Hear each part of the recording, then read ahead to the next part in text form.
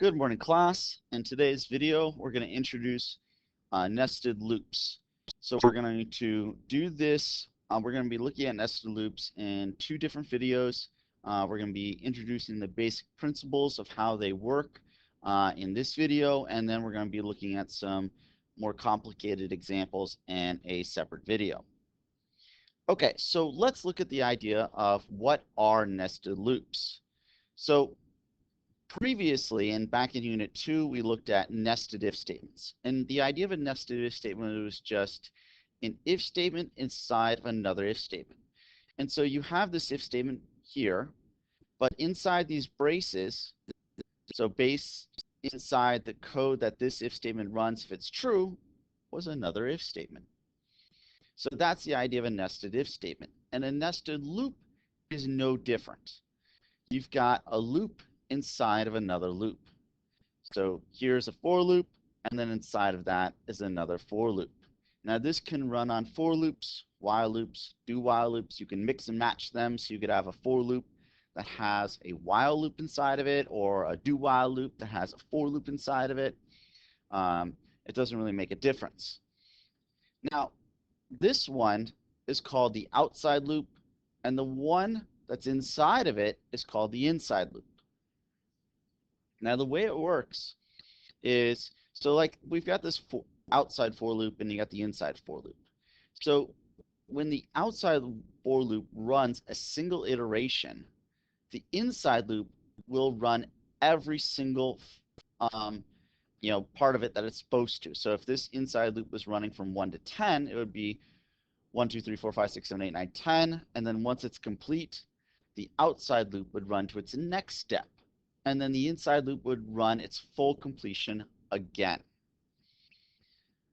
Okay, so let's look at an example.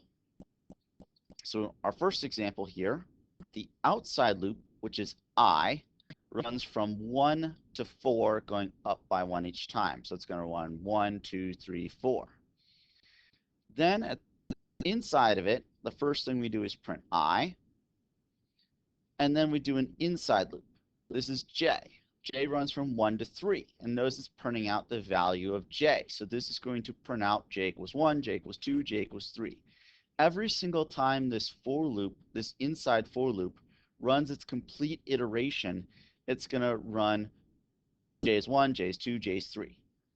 So what ends up happening is I is 1, we print out I, do J, J is 1, J is 2, J is 3. Oh, end of the outside loop. I is 2, print out I is 2.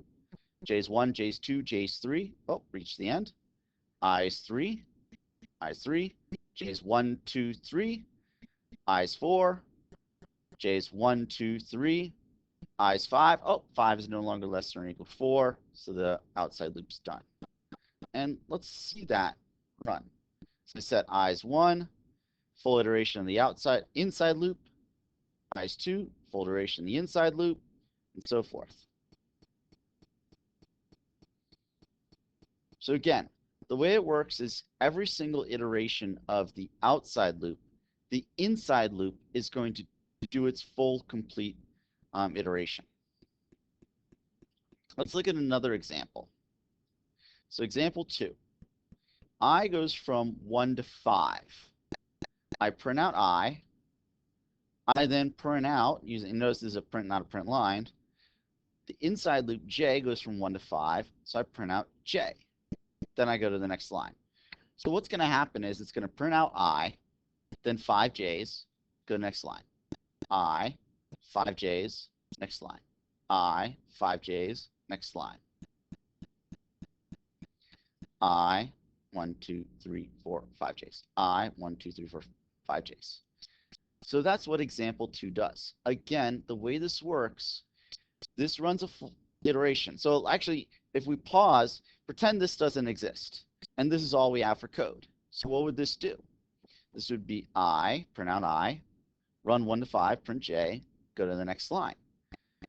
Now, when we think about that highlighted code in terms of this outside loop, I'm just repeating this section of code 5 times. So print out I, run 1 through 5, printing out J 5 times. And I do that 5 times because that's what the outside loop is doing. All right, let's look at this last example. All right, this is a little bit more complicated example. This is going to print out a single I followed by many J's. Now, the number of J's it's going to print each time is going to get smaller.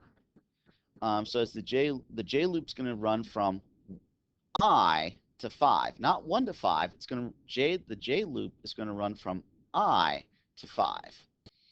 So I is going to run from 1 to 5. So when I is 1, this is going to run 1 to 5. When I is 2, it's going to run 2 to 5. I is 3, 3 to 5. I is 4, 4 to 5, and 5 to 5.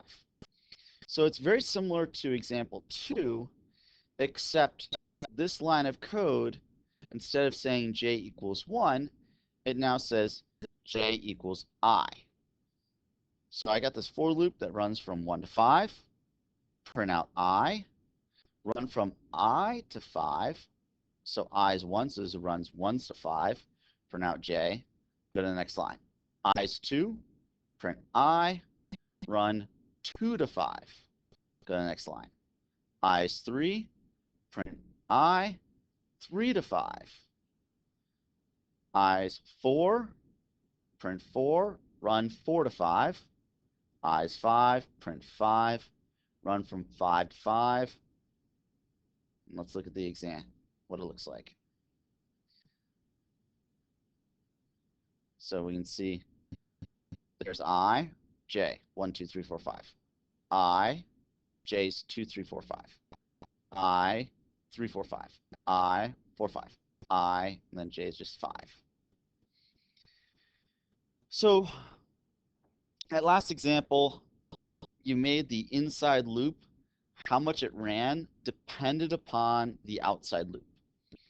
Now, you can make the inside loop and outside loop related to each other like we did in this example. You can make them unrelated to each other in some of the previous examples. They're just loops, so you can make them whatever you want to make them. They don't have to be some sort of set thing like doing 2 for loops. You can use while loops, do while loops. You can do whatever you want with it.